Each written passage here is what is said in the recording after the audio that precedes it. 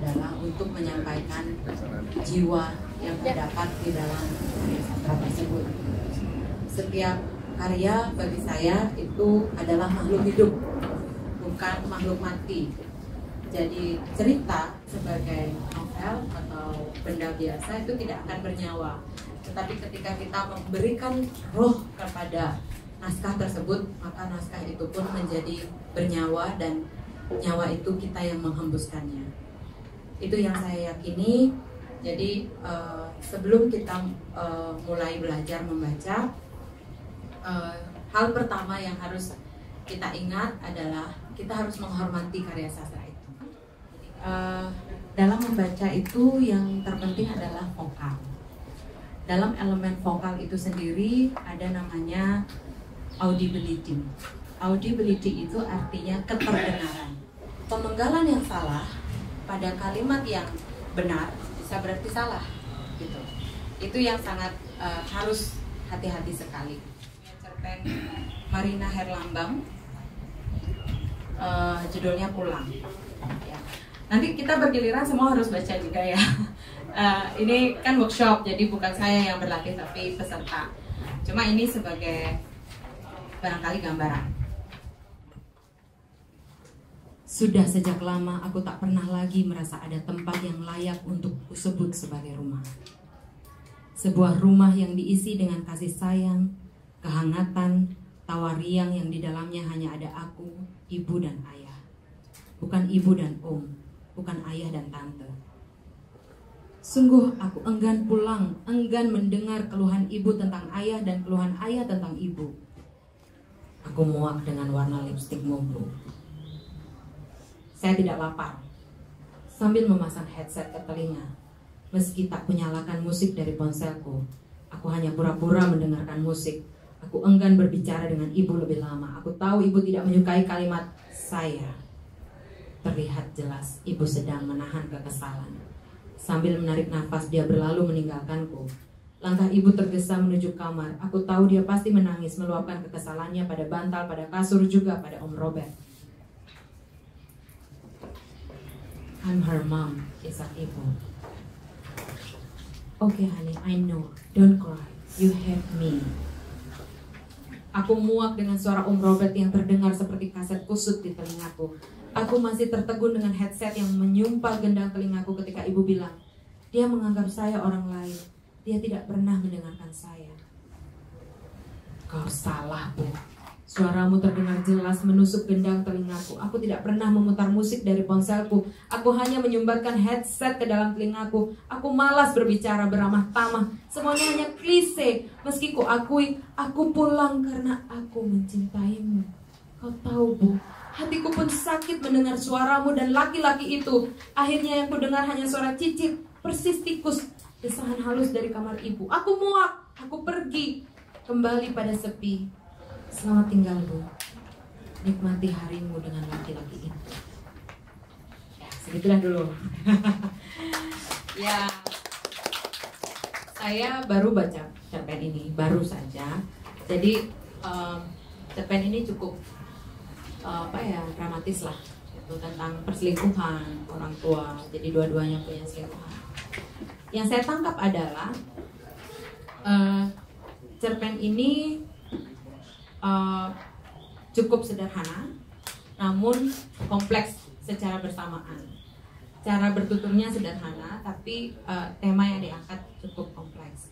Nah, barangkali tadi sudah dengar bahwa saya ada beberapa bagian percepat, ada kemudian yang perlambat, ada kemudian saya jeda sekian detik, ada kemudian saya sinis gitu. Apa bedanya suara itu dengan ekspresi? Sebenarnya kalau kita memberi ekspresi, memberi tenaga pada kalimat itu dengan ekspresi yang berbeda, itu akan beda hasilnya. Itu akan berbeda dengan misalnya, meski sungkan aku terpaksa pulang ke rumah ibu dan ke rumah ayah. Itu sepertinya lebih emosional. Ya. Terus bisa juga, meski sungkan aku terpaksa pulang ke rumah ibu dan ke rumah ayah. Ya, itu beda lagi.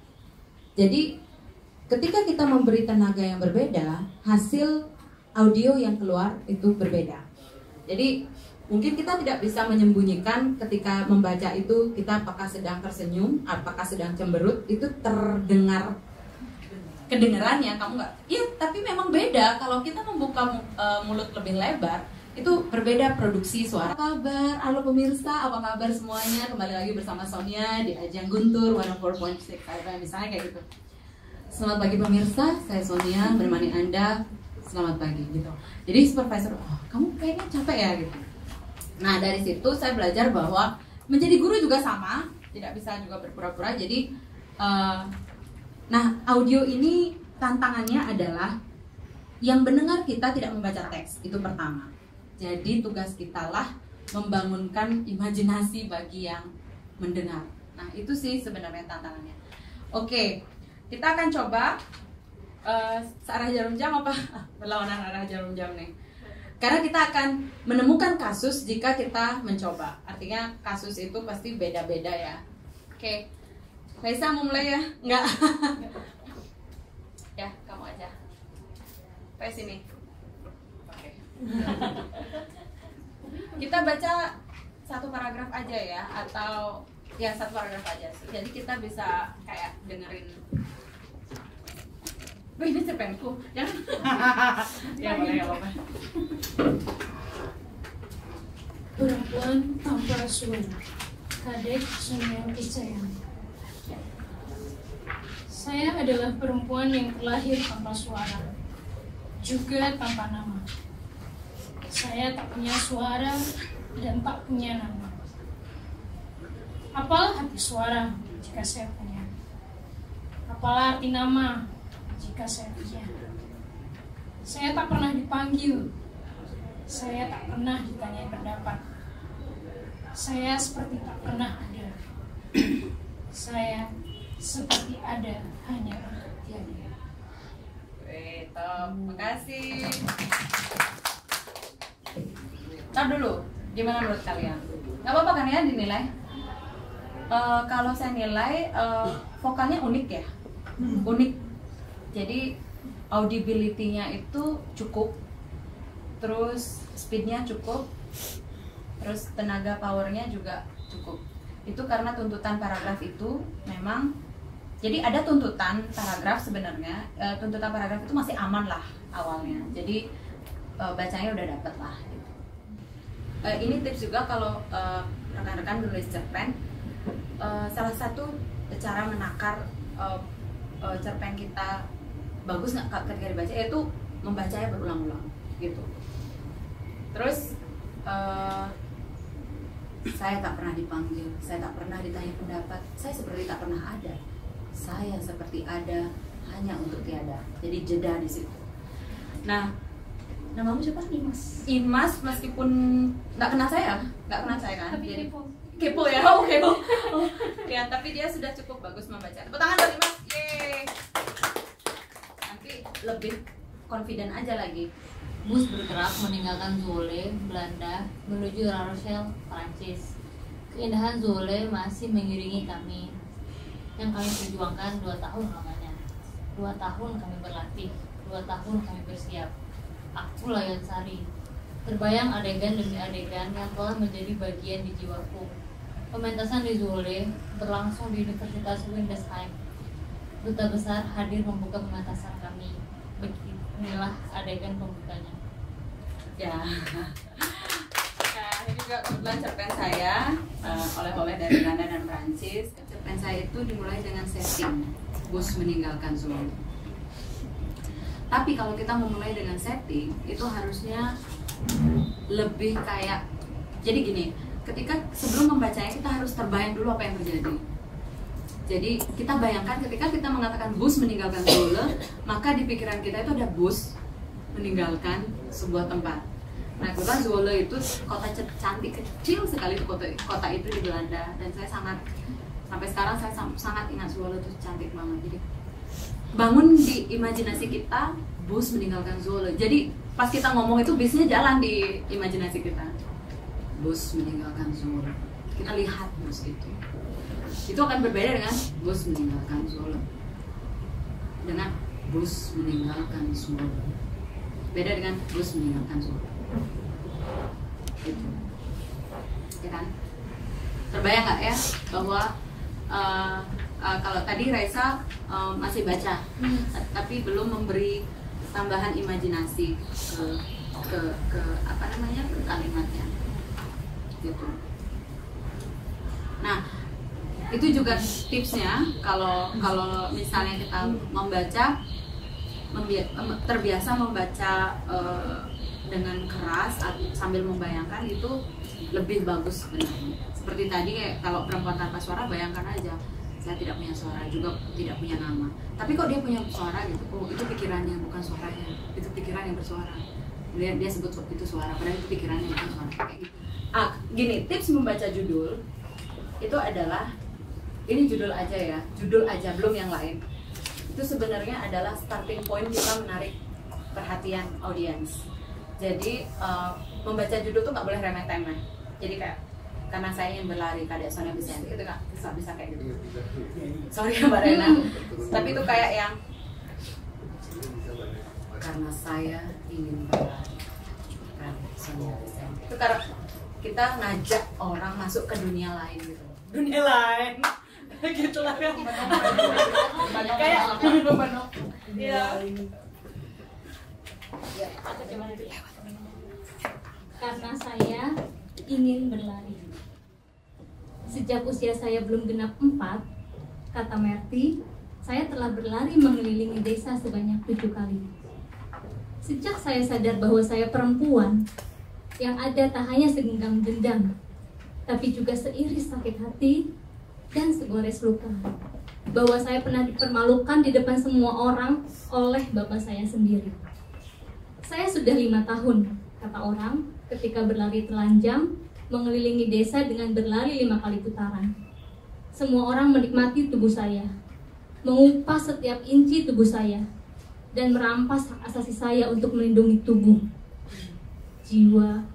Tunggu, saya tak yakin bahwa itu masih saya miliki. Apakah saya pernah memiliki tubuh dan jiwa? Saya dimiliki. Tubuh saya milik orang lain, jiwa saya juga. Saya bukan siapa-siapa. Maka saya tak boleh bertanya apa-apa, bahkan terhadap perlakuan keji bapak saya sendiri. Woi, top. Saya rasa Mbak Rena ini di awal agak ragu, tapi makin ke belakang makin mantap. Jadi itu sebenarnya gini, saya karena sering sekali mendengar orang membaca cerita, jadi saya tahu biasanya kalau sudah masuk itu beda banget loh, ya nggak sih? Beda banget apa yang kita dengar ketika orang itu belum siap gitu loh.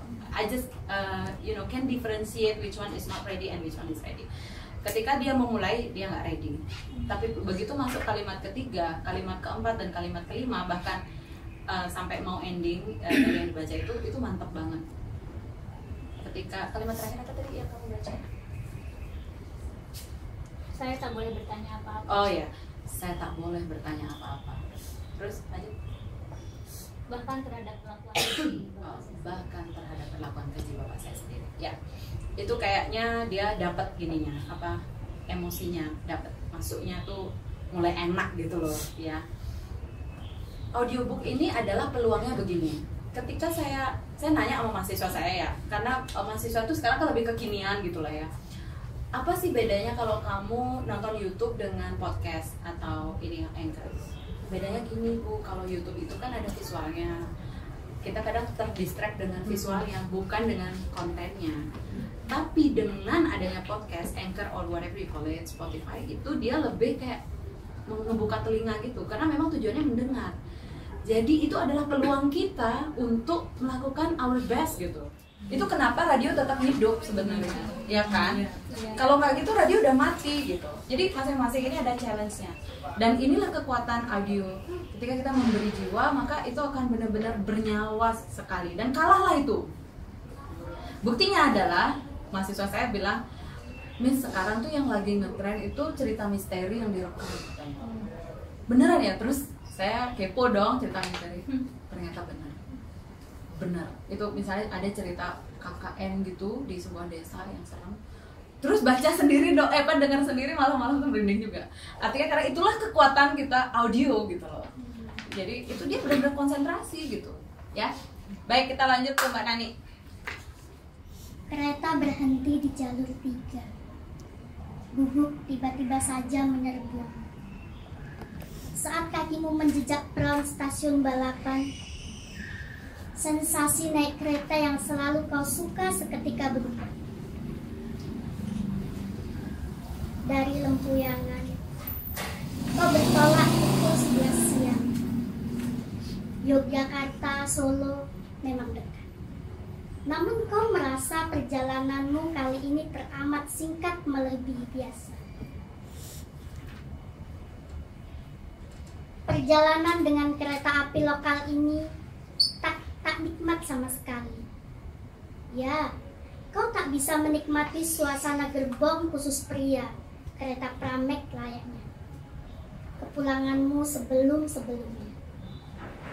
Kau tak mendengar celoteh anak-anak kecil yang terpaksa duduk di dasar gerbong bersama ayah mereka. Atau berebut berdiri saat lori makanan ringan tiba-tiba muncul di antara penumpang. Selesai. Ya, yeay.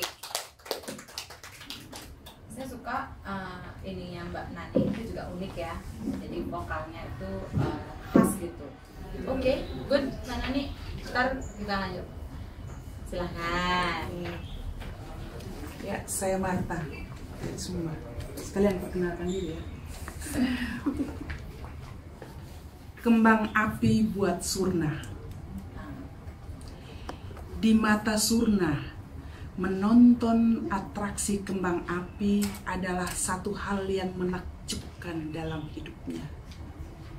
Ledakan cahaya penuh warna, kontras dengan gelap langit malam yang menjadi latar bunga api di angkasa.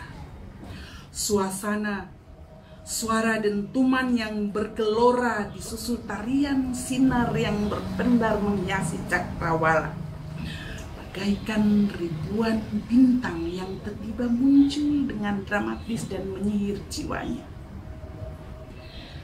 Kegemaran Surna pada kembang api bermula dari ajakan bapaknya untuk pergi bermain ke alun-alun kota saat malam tahun baru tiba. Bapak mengajak menonton pertunjukan kembang api yang begitu meriah di matanya. Surna gembira bukan kepalang melihat warna-warni kembang api tak terhitung banyaknya yang meluncur penuh pesona di langit gulita.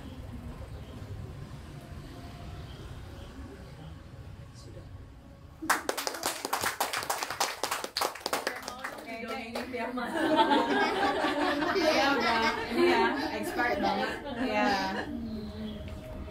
Sudah sering baca ya Mbak Marta ya?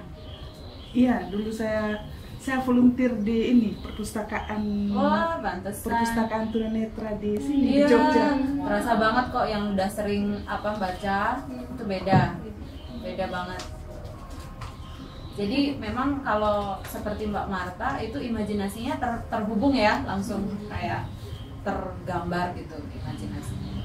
Ya, berapa lama di sini jadi volunteer? Dulu waktu kuliah sih sekitar 2-3 tahun gitu. Lalu saya juga suka baca puisi. Oh iya, itu membantu. Iya. Ya. Suka mendongeng. Iya. Oke deh, bagus. Lanjut. Oh, teman-teman yang berikutnya mungkin agak Kayaknya saya di sebelah Mbak. oke.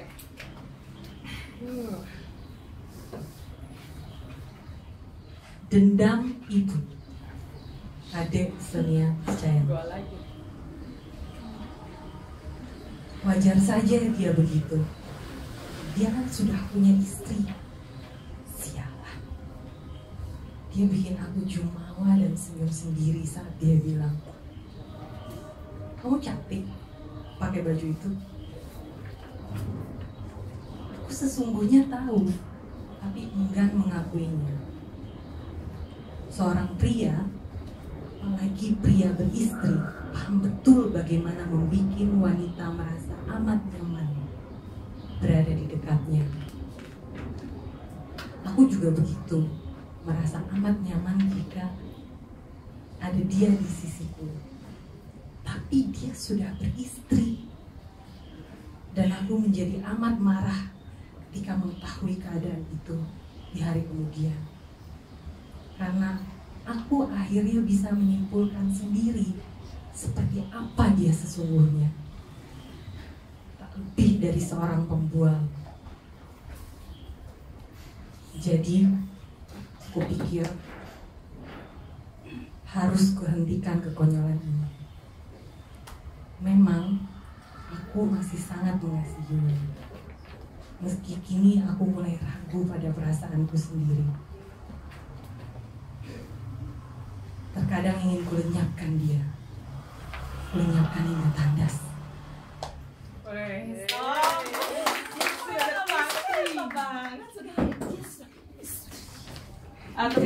Share sebentar ya. Dendam Ibu ini cerpen yang saya tulis waktu mahasiswa. Jadi itu cerpen lama dan itu memenangkan salah satu kontes menulis cerpen. Tapi waktu itu ketika saya menulis itu kan belum bersuami kan. Jadi suami saya sekarang dia bilang gini, cerpenmu ini lucu, kamu tuh kayak pura-pura tahu apa yang terjadi pada orang yang berselingkuh seperti itu, pura-pura berimajinasi gitu. Nah tapi ketika tadi dibaca itu tidak ketahuan bahwa saya yang menulis itu belum berpengalaman menulis, kan? Ngerti kan ya?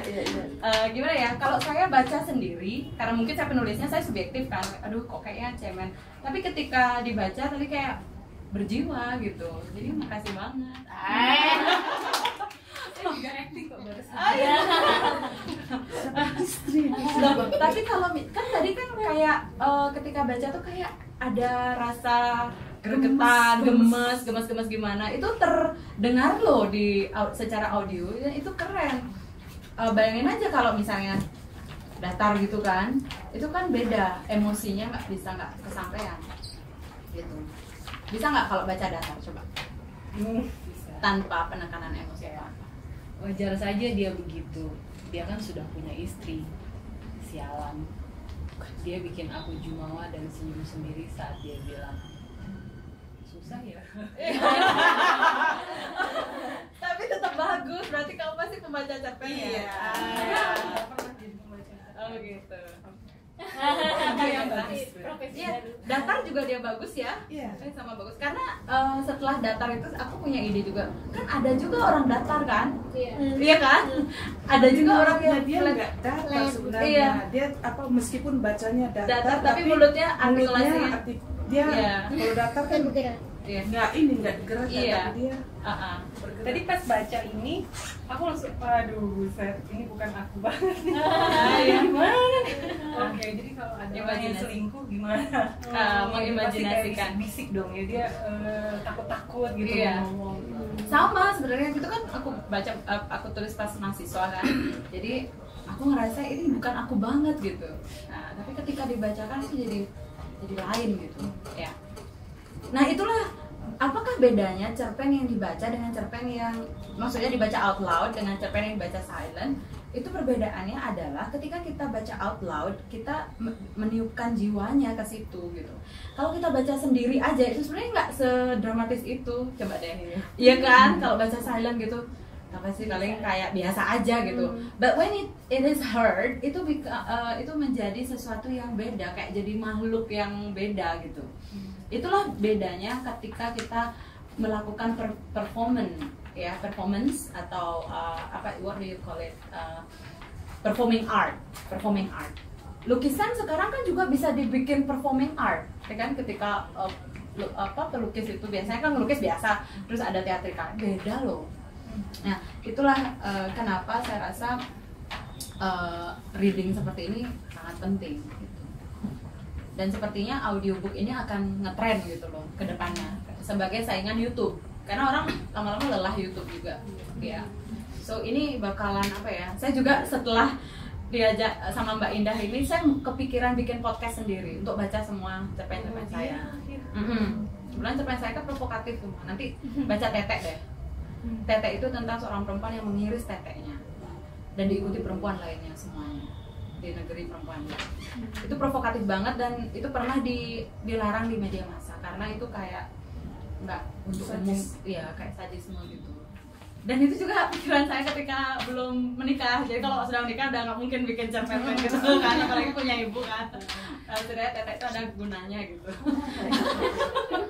Tapi boleh kita sharing aja gitu. Kalau menurut saya memang YouTube akan kalah karena Yes. Karena apa? Ketika kita bicara tentang audio saja, saya merdeka dengan imajinasi saya. Iya, betul. Bukan dengan YouTube itu. Iya. Jadi Terima kasih. menurut saya memang ini akan menjadi tren ketika kita ingin bebas dengan imajinasi kita, justru pada teks audio ini audio. Betul. Jadi kita bagusnya kita setelah workshop ini kita bikin podcast itu baca karya aja gitu. Saya rasa ini juga untuk learning material, listening itu kan bagus juga. Kalau ada yang guru nggak di sini? Listening itu bagus gitu. Dan saya dengar bahwa untuk TOEFL sama IELTS semakin sering dia mendengar itu ya, semakin tajam dia comprehensionnya, ya kan, daripada dia diberi visualnya. Jadi kalau dia terbiasa sama orang difabel netra mungkin juga begitu ya, saking dia tidak melihat visual pasti ininya yang dia handalkan betul kan, jadi tajam gitu ya. Oke, petangan dulu. Wih, kayaknya seru banget ya tadi. Mbak Citra silakan.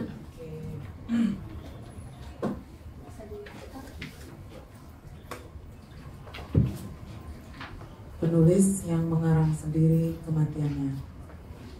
Cerpen D. Hardy. Plato hanya terpaku di muka layar. Tak ada kata-kata yang keluar. Seperti ada sumbatan kronis di otak kanannya dalam merangkai kalimat. Dia telah berhenti memikirkan beberapa hal, semacam pajak, seberapa komersil nasib tulisannya kelak,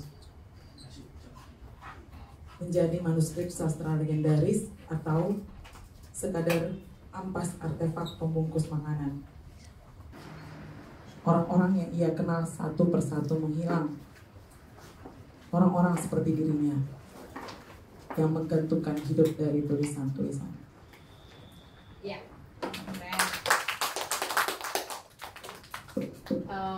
soft suaranya ya, tapi dalam. Yuk ya. Oke, sekarang adalah coba cari satu bagian, satu kalimat atau dua kalimat dari cerpen itu yang menurut kalian the peak or the climax of the story. Like, klimaks itu adalah bagian terpuncak dari sebuah cerita, dan semua cerita punya. Ya, ambil satu kalimat atau dua kalimat, terus kita jangan duduk aja dong, coba berdiri. Itu beda bakalan. Berdiri, berakting, tapi tetap baca, dramatic reading lah gitu, tidak sekedar reading. Saya bukan siapa-siapa, maka saya tak boleh bertanya apa-apa, bahkan terhadap kelakuan keji bapak saya sendiri. Sama dengan yang tadi ya. Enggak, kamu baca yang gini, lari. Itu selesai. Lari, itu komandonya. Coba jangan kayak gini. Lari, biasa. Lari, itu komando. Coba kamu jangan senyum deh baca yang ini. Agak ini nih beda nih, jangan senyum. Coba kayak agak. Lari, itu komandonya. Saya angkat kaki, berlari. Saya akan berlari sampai ia menghentikannya. Jangan berhenti sebelum komando berhenti. Lalu lari lagi. Berarti saya akan dan harus terus berlari lagi. Terus lari. Maka saya terus berlari. Jangan berhenti. Saya takkan berhenti. Berhenti. Saya berhenti. Oke, teman-teman. Oke. kamu punya masalah di intonasi ya? Ya, nah, terus gitu ya? Sebenarnya itu nggak gitu. Lari. Oke, saya coba baca ya. Ini cerpen lama juga, lama banget. Oke, ya.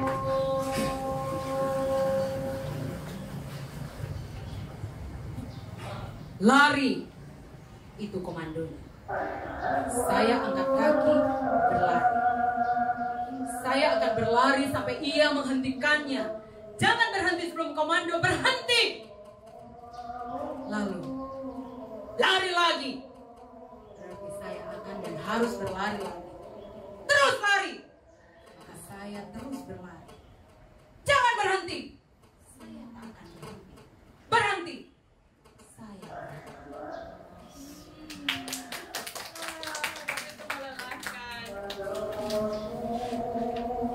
Ya, yang lain? Silakan.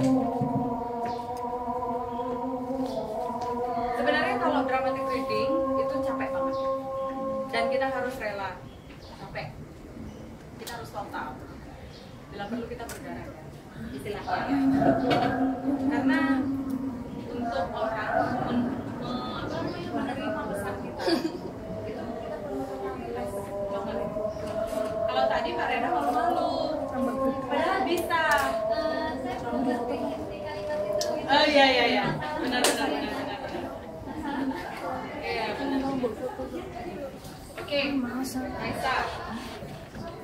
Ayo. Ibu hamil nanti anaknya langsung bisa baca cerpen. Ayo.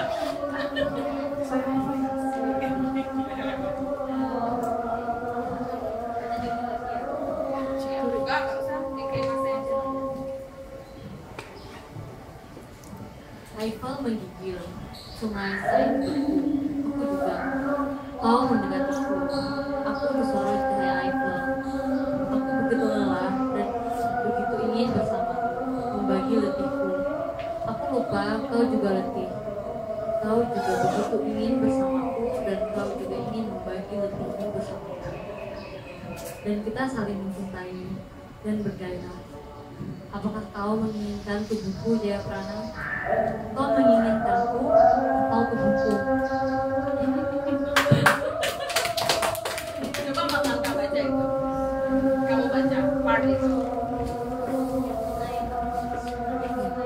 Tapi harus menjiwai. Kau inginkan tubuhku atau gitu. Kamu harus gini. Kau inginkan aku atau tubuhku gitu. Ayo, aku rekam.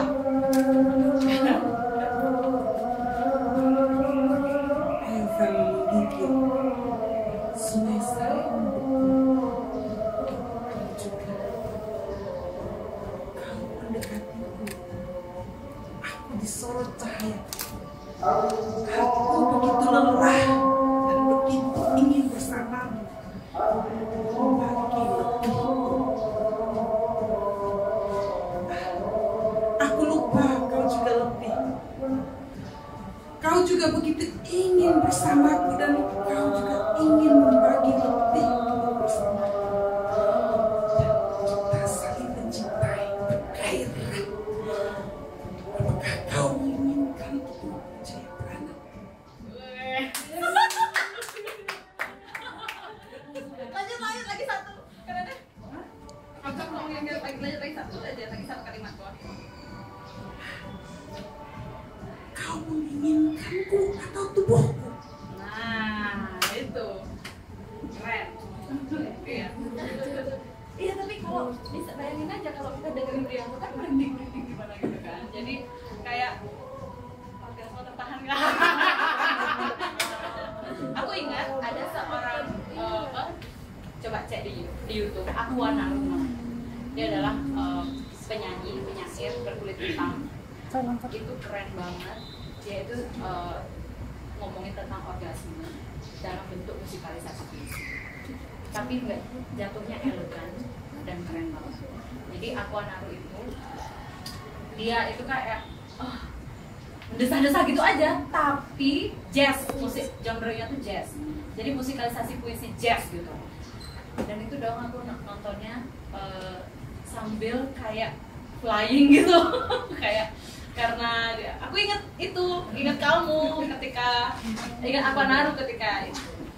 Jadi maksudnya seperti tadi, mungkin Raisa pemalu ya, jadi nggak sampai ke sana imajinasinya.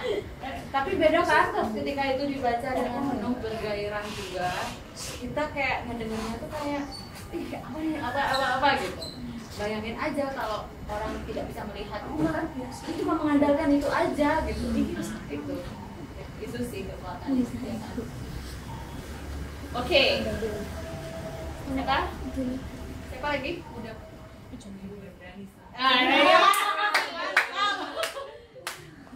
Yang membunuh iya boleh. Di atas meja boleh. Ada nih adegannya ini. Wah, nggak milih yang itu ya?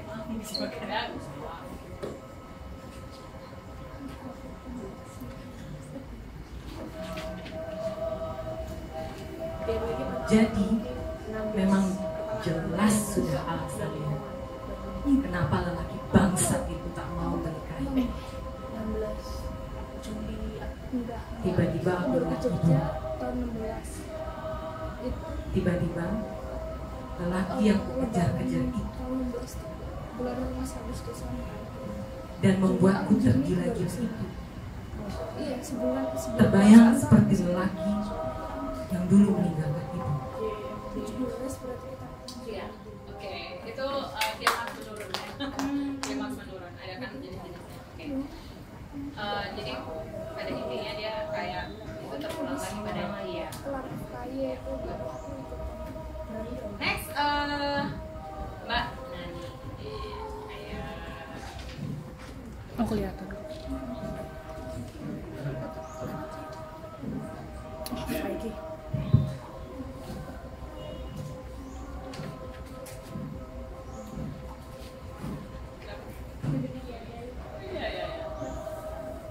Dua hari yang lalu, orang tua Andari datang kemari. Kau tak tahu harus menanggapi bagaimana pernyataan bapakmu itu. Memang, kau telah memutus hubunganmu dengan Andari sejak setahun yang lalu.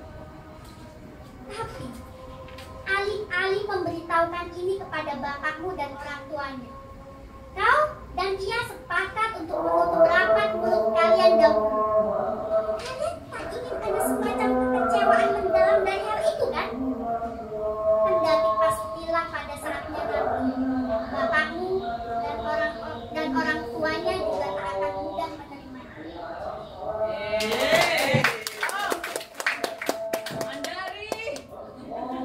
Hidup Andari. Ya, dapat emosinya. Beda kan ya kalau kita duduk dengan berdiri tuh ya, kayak penekanannya seperti itu. Nah, kalau kita download Anchor ya, Anchor itu kan kayak aplikasi gitu. Kalau kita berdiri kayak gitu, kayak tadi lari itu terekam gitu. Jadi dia nggak stay gitu. Jadi kita nggak peduli, jadi kita angkat aja. Jadi bisa mobile gitu loh. Sambil lari juga kita bisa gitu loh. Iya, kalau mau. Dan plusnya adalah Anchor itu langsung ada musiknya. Dan musiknya itu bisa kita pilih. Tapi milih musiknya ini yang harus sesuai dengan cerpen kita. Terus kalau kita baca, musiknya langsung melemah sendiri gitu. Jadi dia kayak pinter gitu loh. Jadi kayak tahu gitu. Anchor, ya, ANCHOR. Jangkar, ya, Anchor, ya. Nanti kita hari Minggu, kita kan ada workshop lagi direkam sama Mbak Indah. Datang ya. Jadi itu keren dan kita istilahnya kita sosial juga. Ini kan untuk difabel netra. Jadi kita do our best lah gitu. Iya kan? Do our best. Ekspresinya. Jadi maksudnya saya rasa ini tidak hanya untuk kita tapi itu sosial misinya. Jadi oke, yang lain Mbak Citra, ayo let's go. Iya, yang mana aja boleh.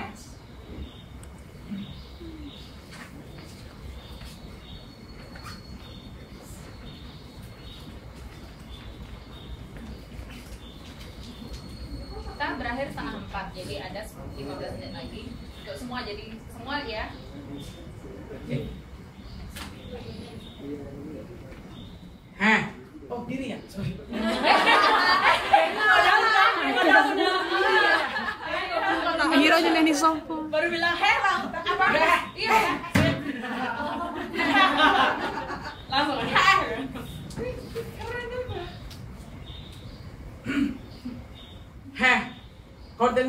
kataku barusan? Kau harus berhenti menulis.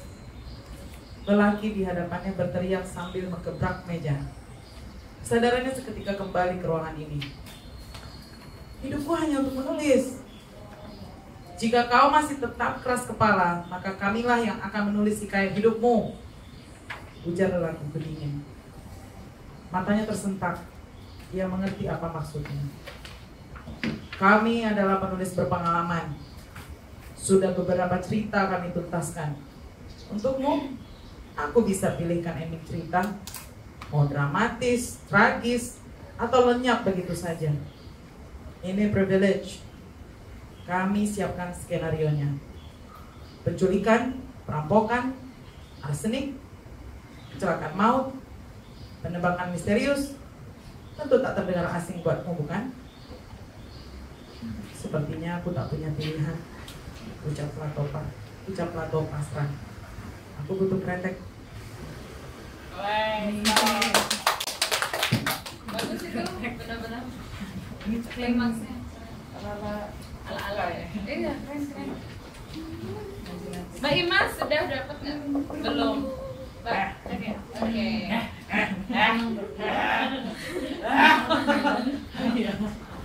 Tapi aku nggak tahu ini klimaks juga. Dia tuh bukan ya? Ya, ini menurut aku. Iya. Gas.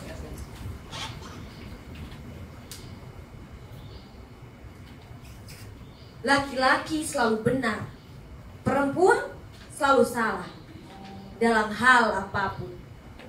Laki-laki tak akan salah, salah pun dia dilindungi. Jadi aku sudah paham, bahkan terlalu paham konsep itu. Aku mengadakan perlawanan dalam cara yang sangat halus menurutku. Meninggalkanmu tanpa pesan, meninggalkan anak-anak tanpa pesan, dan kau akan menyesal.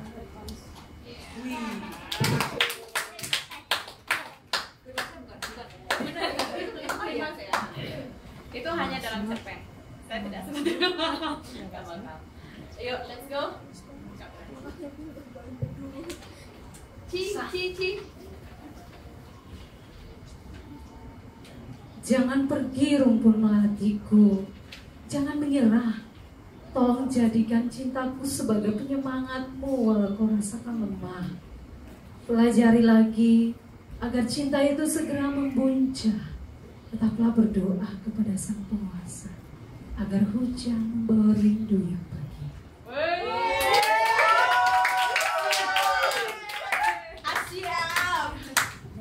Siap. Jangan panik. Anggap aku ini Wonder Woman yang sedang menyerap energi pada mahkota di kepalanya. Aku sedang jadi Erza Scarlet yang mencoba kostum perang yang terbuat dari serat-serat baja. Cuma butuh beberapa waktu untuk beradaptasi dengan ini. Besok aku pasti bisa bergerak lagi. Ya, good. Lagi 2 ya.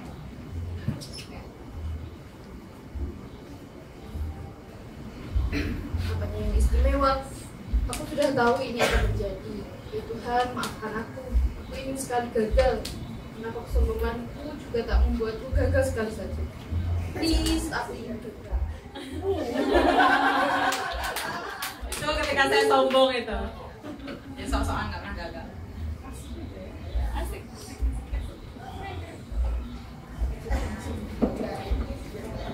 Lalu suara-suara lain seperti itu.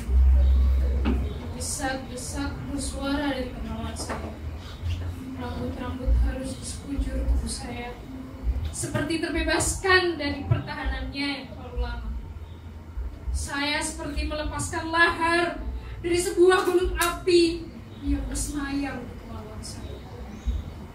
Saya telah membebaskan miliaran sel yang tertahan, mungkin tak pernah tahu jalan keluar. Mereka telah bebas menjadi apa yang mereka inginkan. Sayalah yang bebas. Sayalah yang bersuara. Sayalah yang berkuasa atas tubuh saya. Pertama kalinya, saya merasakan sebuah kejutan dan yang sangat mendadak.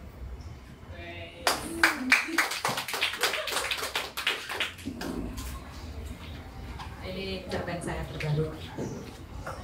Baru 5 hari usianya. Memang lagi terobsesi pada bulu. Oke. Baik ya, kita udah ketemu kayak ini energi-energi yang apa tadi kan perbedaannya adalah ya saya sengaja memberikan kiriman berbeda. Yang pertama itu kita masuk ke apa namanya cerpen itu masih slow, masih malu, masih slow. Tapi ketika saya suruh mencari klimaks, berdiri, beda banget ya kan? Jadi, nah itu artinya treatment yang berbeda menghasilkan hasil yang berbeda. Jadi jangan pernah takut untuk mencoba hal-hal yang baru di luar kenormalan gitu. Saya cerpen-cerpen saya semua abnormal semua. Tapi kalau dilihat saya sebagai saya normal kan. Tapi cerpen saya semuanya nggak normal. Gitu.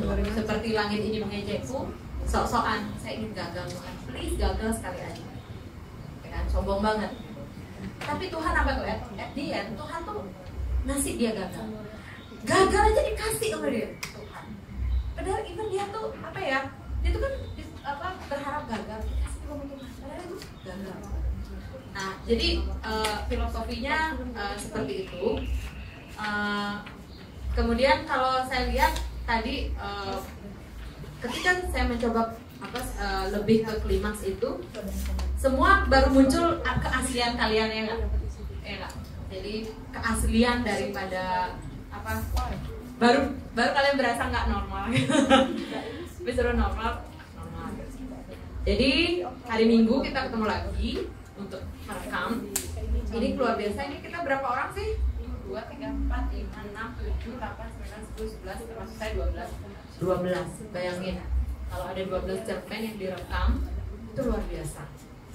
Ya, oke. Cerpen-cerpen ini boleh diambil karena kan saya ada soft copy-nya. Buku saya juga ada. Kalau mau tertarik melihat ke abnormalan saya secara lengkap boleh. Saya bawa bukunya 10 aja tapi kayaknya untuk kita pas ya 10 ya. Iya. Nah, jadi itu sekian. Ada pertanyaan? Saya rasa sih sebenarnya teknik membaca itu adalah sering-sering berlatih. Kalau saya dulu, zaman saya SD, latihan baca puisi itu di depan cermin, buka mulut, pokoknya sampai jelek wajahnya, nggak tahu malu, bahkan nyamuk pun masuk. Iya, kadang karena A, I, U, E, O, A, I, U, E, O, A, I, U, E. Hop, apa tadi masuk? Yes, gimana? Saya selama ini juga ada beberapa pengalaman yang terkait ini ya, ekspresi. Kadang-kadang kalau kita belum ikhlas menerima cerita itu misalnya iya jadi nggak enak kedengarannya, tapi kalau betul-betul kita lepas seperti itu mungkin bunyinya akan berbeda ya. Iya benar. Itu benar banget Mbak. Karena dulu saya tuh di tempat keras sekali oleh guru SD saya. Dia itu ngelatih saya sambil goreng kerupuk. Dia jualan di warung. Terus saya dilatih di ruang tamu, dia di dapur. Jadi ini kan luas banget rumahnya. Terus ini kan misalnya kayak gini. Aku Khairil Anwar. Nggak kedengerannya. Aku Khairil Anwar. Kerasin lagi. Aku Khairil Anwar. Itu sebenarnya melatih gitu. Jadi intensitas itu. Terus yang kejamnya lagi adalah begitu dia tahu saya cepet-cepetan ingin mengakhiri, dia tahu kamu tuh cepet-cepetan mau pulang. Iya. Karena itu udah sore gitu kan. Namanya anak SD pengen main, terus ulang dari awal. Kayak dia form gitu. Terus ulang dong dari awal, kayak gitu. Jadi saya kerja keras dari SD. Baca aja lo kayak gitu, bayangin. Terus ikut lomba, nggak menang dong, udah kerja keras. Kayak gitu. saya sih nggak kecewa, tapi saya ngelihat guru saya kecewa apa nggak, ternyata dia nggak kecewa juga. Wih, kalau ada guru lain kan bimbingannya nggak itu tuh justru gurunya yang panik. Kita bilang, oh ternyata guru saya ini mendidik saya itu untuk menjadi tangguh gitu. Setelah itu SMP, SMA baru juara, SD itu jarang juara. Nah, mahasiswa lah baru saya menemukan teater sebagai ini. Jadi menurut saya public speaking salah satunya itu adalah hasil dari latihan gitu. Tahu nggak, remaja sekarang, mahasiswa saya tuh nggak ngerti cara ngomong di publik itu loh. Karena dia kayak misalnya berdiri aja kayak gini nih sebagai guru misalnya kan, itu kadang nggak pede loh, berdiri aja nih kayak shaking gitu loh, ya kan?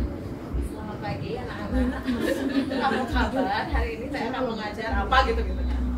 Nah, saya rasa kalau kita berlatih seperti ini, yang ada bercita-cita bisa jadi guru atau jadi dosen itu kan terlalu ini. Di depan anak-anak aja kita berdongeng, ya nggak mendongeng. Saya aja kalau audiensnya di rumah itu anak 2, suami 1, 3 aja audiensnya. Jadi saya tuh kayak acting gitu loh, kayak total gitu loh. Terus kata anak saya, udah kok bisa gila gini ya? Kata anak saya, I'm born to be crazy because normal is so boring. At the end, anak saya tuh crazy semua dalam hal kreativitas. Jadi compare dengan ponakan saya yang diajar normal sama ibunya, anak saya tuh sudah tahu imajinasi borderless. Tapi kalau anak kakak saya itu dia selalu hati-hati sekali, apa-apa nanya sama ibunya, boleh nggak gini, boleh nggak gitu. Jadi itulah kenapa saya rasa membaca ini saja, kan kita rasa ini remeh-temeh ya, apa sih baca cerpen kayak gini aja gitu loh. Jadi anak kita juga kita nggak ajarin baca, ini remeh-temeh, kamu juga bisa nanti. Nah gitu, harus intervensi. Makanya kalau sebelum nanti Raisa kan mau punya anak tuh, dongengin dari sekarang Raisa. Iya, karena bayi mendengar, bayi kan sudah punya telinga. Iya, jadi saya itu sehingga anak saya pertama sekarang fasih banget dia dengan dongeng. Jadi dia sudah baca novel bahasa Inggris baru 17 tahun. Dan dia juga udah tulis essay dalam bahasa Inggris 11 tahun. Kalah mahasiswa saya. Jadi saya bilang, aduh gimana gitu. Kayak Mbak Imas tadi juga sudah keren ya. Dengar-dengar workshop kayak gini ya, mengubah hidup kita. Percaya deh.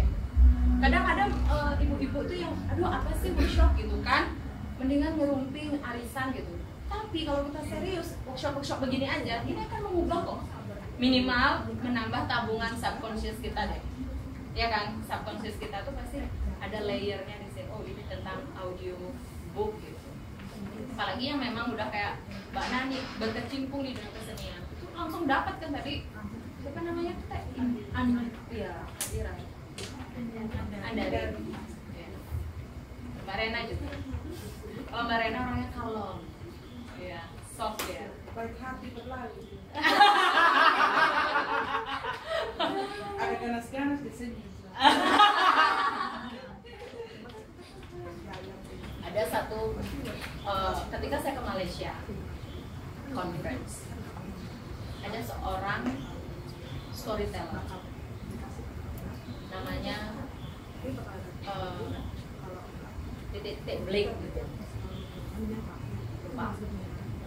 Dia orang Afrika, badannya besar, rambutnya kriwil, hitam legam, bibirnya tebal, pokoknya menyeramkan. Tapi ketika dia bercerita, dunia dong tersihir, jarum aja jatuh kedengeran, kayak gitu. Dan dia dibayar satu cerita tuh $100 apa? Kalau gedungnya berisi 1.000 orang, bayangin berapa dia? Itu dia sekarang sangat terkenal. Siapa sih namanya, John Blake atau siapa sih? Jane Blake. Search di YouTube. Jane Blake itu selalu dong kalau konferensi internasional dia diupah untuk storytelling. Itu yang pertama dari Afrika. Kayaknya orang-orang berkulit hitam tuh kayak punya apa, spirit within ya, spirit from within, karena dia tuh kayak born to be storyteller gitu loh. Yang pertama. Yang kedua, Camilla Andini namanya. Bukan Camilla Andini. Camilla Andini. Siapa namanya? Dari India. Orangnya cantik banget, lembut, kebalikannya sama Jane Black gitu. Kalau Jane Black tuh kayak monster gitu kan wajahnya, tapi yang ini nih seperti goddess gitu. Dua-duanya bagus banget. Jadi yang diceritakan yang India ini tentang cerita tentang Rahwana, ini tentang Bhagavad Gita India itu dewa-dewa. Terus kalau si Afrika ini tentang folktales-nya Afrika. Tapi ketika dia bercerita, misal dia bercerita tentang apa ya, pohon yang bisa hidup gitu, kita seperti lihat dia pohonnya gitu. Terus ada ular, terus dia kayak dia ular gitu. Itu kan kayak hebat banget sih. Nah, terus Indonesia apa kabar? Saya kan tahun ini akan ke Malaysia, saya akan perform di situ. Jadi maksudnya Indonesia tuh apa sih kalau kita kan nggak ada sebenarnya folktales kita a lot, so many things. Apa sih yang membuat kita kalah sama dia, gitu kan? Jadi itu yang membuat saya sangat bersemangat folktales ini, audiobook dan kemudian perform. Kayak tadi Mbak Marta itu, kalau Mbak Marta bisa ini mirip sekali sama Jane Black. Ya, punya kayaknya ability to do it. Jadi, yes, dan semuanya. Jadi caranya gali folktales yang ada di mana? Dari mana? Sumba, bikin naskahnya, baca, terus undang orang nonton. Gratis aja dulu pertama kan. Lama-lama akan mulai Mbak Marta storyteller. Saya tuh ingin, yuk Mbak Marta kita bikin ya besok ya. Aku Bali, kamu ini. Terus kamu dari mana Mbak? Jogja. Oh Jogja kan bisa juga. Kita serang tuh orang lain, kita serang. Maksudnya kita tunjukin bahwa Indonesia tuh bisa. Itu. Jadi dari kita buat satu Indonesia. Yes. Mulai cerita itu.